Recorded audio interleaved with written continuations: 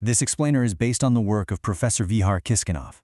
Back in 2010, he really captured a fascinating moment in time, a snapshot of how law was evolving after a decade of Europe's big push to create an information society. His analysis shows just how deeply technology was starting to change the legal world, really, from the inside out. So let's dive in. We're going to walk through Professor Kiskinov's findings in 4 main parts. First up, we'll look at how the actual substance of the law was changing. Then, we'll explore how technology was shaking up the day-to-day practice of being a lawyer. Third, we'll dig into a specific case study on IT in legal education. And to wrap it all up, we'll think about the lasting legacy of this whole digital shift. All right, first things first. The biggest initial impact that Professor Kiskinov saw was on the content of the law. I mean, the very stuff that law is made of. As our society started moving online, the law had to scramble to keep up, stretching to cover all these new ways people were interacting with each other. And here you can see exactly what that looked like. Thanks to a whole wave of directives from the European Union, a brand new body of law started to take shape. All of a sudden, we needed legal rules for things like personal data protection, electronic signatures, e-commerce, and even computer crime. You know, this wasn't just some small update to existing laws. It was like charting completely new legal territory. To make sense of all this new territory, a new academic field was created: information law. The idea was to pull all of these new legal pieces together into one single coherent subject.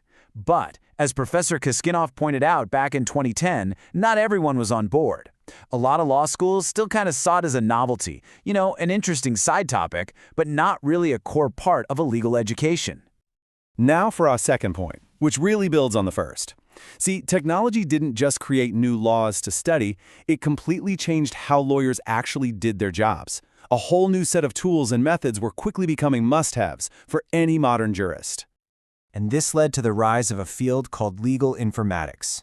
The name might sound a little technical now, but the idea behind it was a game changer. It's basically the science of using information processing in the legal world. And it makes perfect sense, right?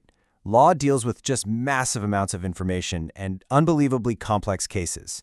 Legal informatics was the answer to that challenge, using tech to manage all that complexity.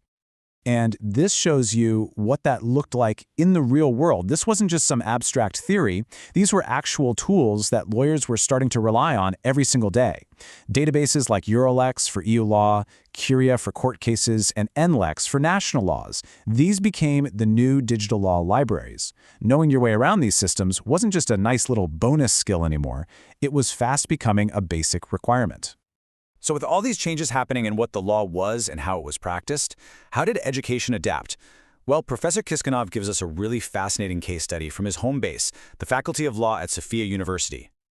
Get this, by 2010, the law school's website, which had only been around since 2007, already had more than 5,000 registered users, both students and professors.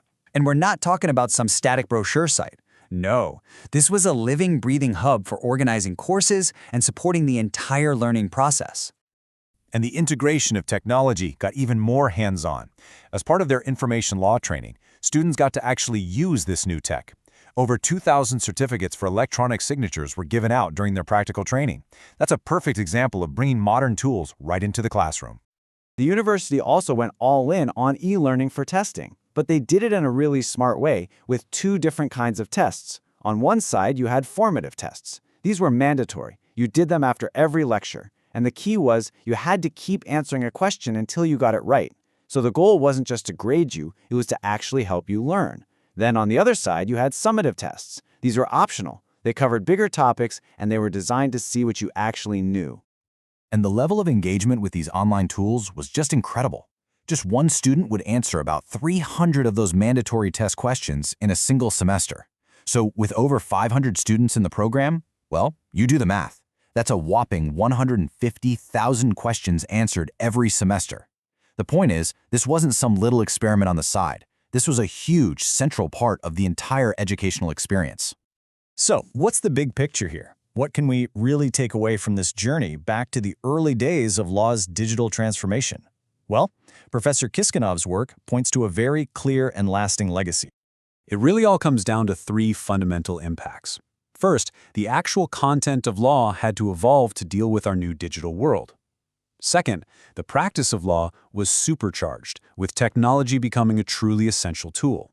And third, legal education itself was transformed, with IT becoming woven into the very fabric of teaching and learning.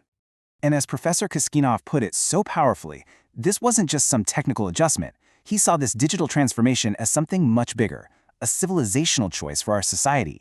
It was something that we had to actively think about and carry forward, especially within the wider European context. And that really brings us to a final question to ponder.